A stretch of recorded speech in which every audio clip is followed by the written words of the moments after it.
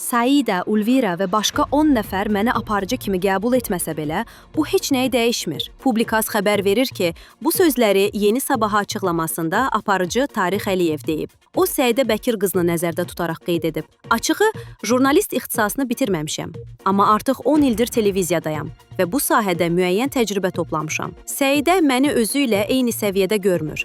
Çünki o, siyasi aparıcılardandır və peşəkar aparıcı kimi tanınır. Amma sual yaranır. Bu nəyi dəyişir? Fakt budur ki, bir çox aparıcının televiziya efirində deyə bilmədiyi mən deyirəm. Məhz buna görə də Səidənin sözlərindən incimirəm. Çünki onunla aramızda nə yaxın münasibət var, nə də hər hansı şəxsi əlaqə. Sadəcə salam sağ ol. Bilirəm ki, o sözləri məni qıcıqlandırmaq niyyəti ilə deməz. Üstəlik, Səidə son günlər bir sıra problemlərlə üzləşib. Ona görə də haqqımdakı fikirlər pis niyyətlə və ya məni qıcıqlandırmaq məqsədi ilə deyil. Sadəcə o anın emosiyası ilə səsləndirilib. Qeyd edək ki, aparıcı Səidə Bəkir qızı Tarix Əliyevi aparıcı deyil, prodüser kimi qəbul etdiyini bildirib.